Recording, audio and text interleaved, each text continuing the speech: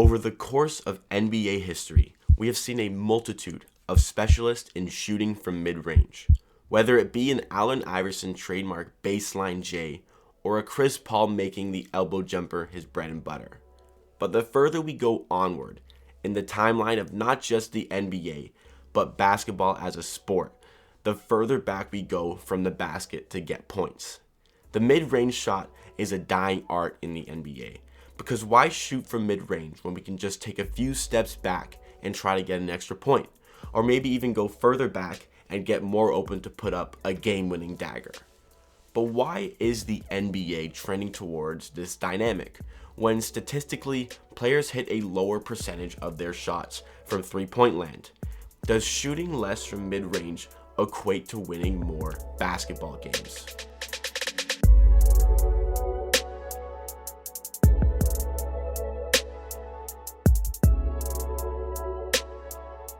The Houston Rockets were more or less the trailblazers of this theory, or at least they were the first team to have success in changing the narrative of how the game of basketball was played.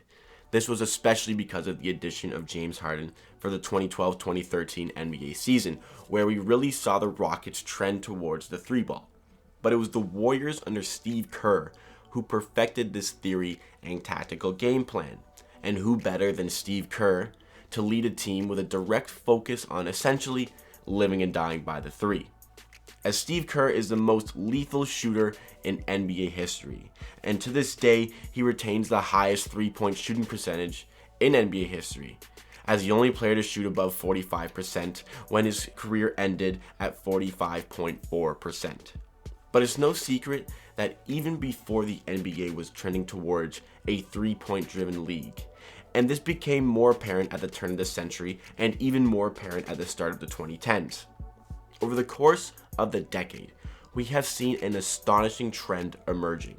Teams shooting less from mid-range. We have gone from a 2009-2010 season, where there were a total of 63,169 mid-range attempts in the entire NBA, to the 2014-2015 season, the season the Golden State Warriors became NBA champions, where there were a total of 54,720 total mid-range attempts across the entire NBA. And now we are all the way at the point where in 2018-2019, there were only 33,276 mid-range attempts across the entire league. We have gone from over 51 mid-range attempts per game all the way down to a mere 27 mid-range attempts per game combined for both teams. That is less than 14 attempts per game by each team in an average NBA basketball game. And as I was saying before, no team quite emulates the theory quite like the Houston Rockets do. Since adding James Harden to their arsenal of shooters, no team truly abides by the theory quite like them. They shoot by far the least amount of attempts from mid-range in the entire NBA, with a specific focus on shooting a high volume of their attempts from beyond the three-point arc.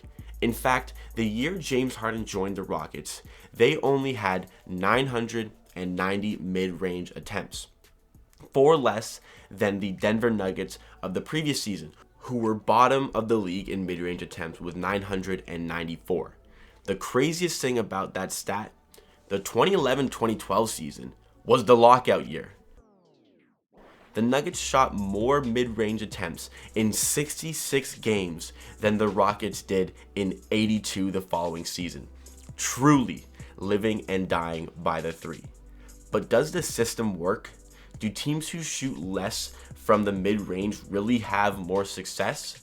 Well, let's start with the data at the start of the decade. I took every team's total percentage of attempts from mid-range and I compared it to their win percentage.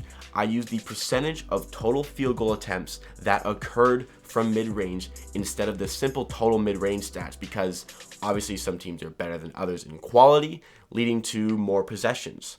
I took the total mid-range attempts and divided it by the total field goal attempts from an entire season to get this number. So not to discriminate against teams with less possessions, I used the percentage of attempts from mid-range for each team compared to their total attempts. If you are curious, I did analyze the data using total mid-range attempts and the results were very similar to what you're going to see for the rest of this video. Regardless, as you can see, in the 2009-2010 season, there was a very large correlation in win percentage versus percentage of field goal attempts from mid-range, which does sort of show us that for this season, that yes, shooting less from mid-range does equate to a higher win percentage, and this trend carried on in the 2010-2011 season, the 2011-2012 season, and also the 2012-2013 season. For the 2013-2014 season, there was a much smaller correlation.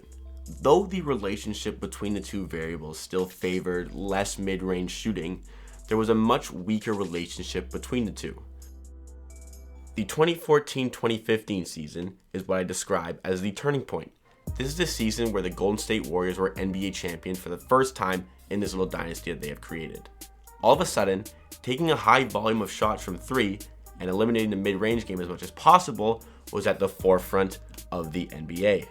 And it was there for everyone to see. The whole world of basketball could see how effective eliminating the mid-range game was.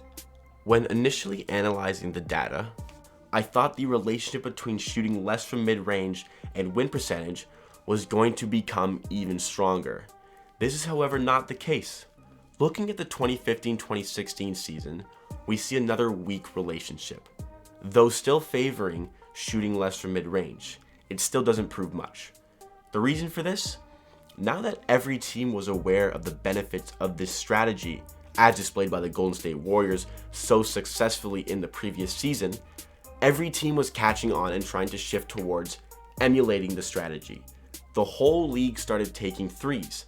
Even big men had started shifting towards the perimeter and tossed up threes. An unprecedented shift in NBA culture. Having your five-man, your big, your center in the corner pulling up for three. This trend continued for the rest of the decade. The relationship between shooting less from mid-range and win percentage continued to support the teams who did indeed shoot less from mid-range. However, the relationship was not as strong as it was at the start of the decade. Oddly enough, in the 2018-2019 season, the Warriors, who more or less perfected the theory I'm talking about, shot the second most mid-range attempts in the entire NBA and finished with the third best win percentage in the entire NBA behind the Milwaukee Bucks and the Toronto Raptors. This was the star-studded Warriors team with the likes of two former MVPs, Steph Curry and Kevin Durant, as well as all-star players like Klay Thompson and Draymond Green. Was this going against their philosophy? Would they have had a home court advantage for the NBA Finals had they done better at sticking to their philosophy? The narrative that they had created was that this was a pace and space 3-and-D type of league. So what changed? Well, now that they had KD, arguably the greatest scorer in NBA history, as well as one of the deadliest mid-range shooters we've ever seen, they did not have to solely focus on only shooting the three.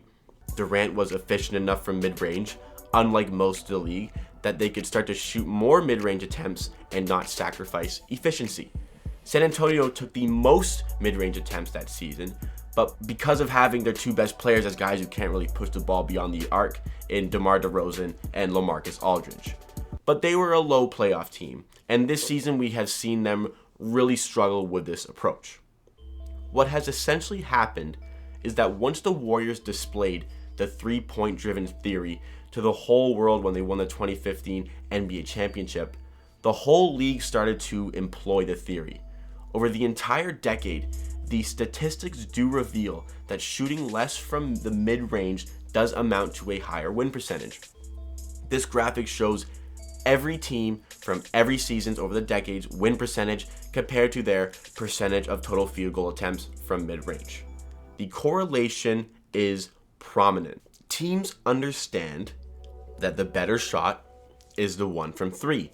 In a good year, the entire league shoots 40% from mid-range, and that is a good year. In a bad year, the league shoots about 34% from three.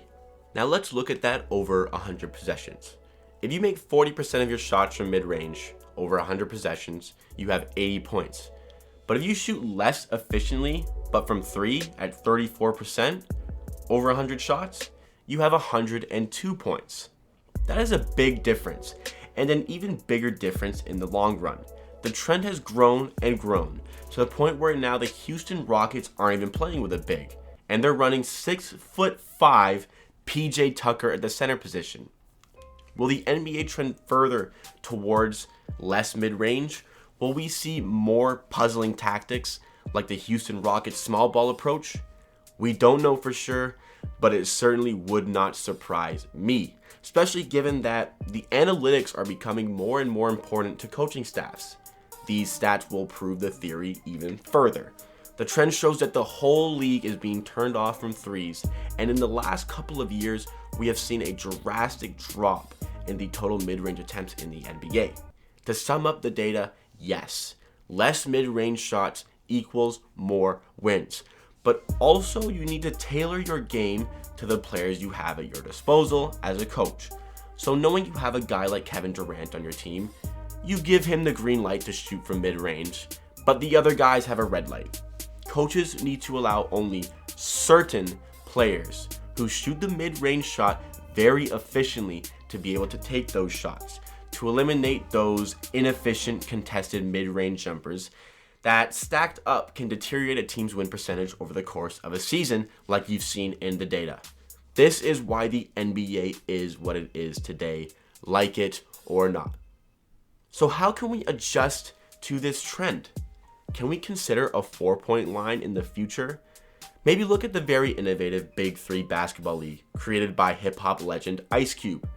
They have 3 4-point circles deeper than the 3-point line. And if you have your foot in the circle when you take the shot, it's worth 4 points if it goes in. This is something the NBA more or less copied for the most recent installment of the 3-point contest, and to very good avail, I might say. So perhaps they should look into it for their games too. Comment what you think the NBA should do to adjust to this trend. If anything, I think for the time being, they should leave the game how it is. As far as the 3-point trend goes, there's no telling which shift will happen next. If you liked the video, leave a like and consider subscribing because we post every single day at the Amateur Hour Sports Podcast. Hopefully, we see you again tomorrow for the next episode. All the links are in the description. Thank you for watching.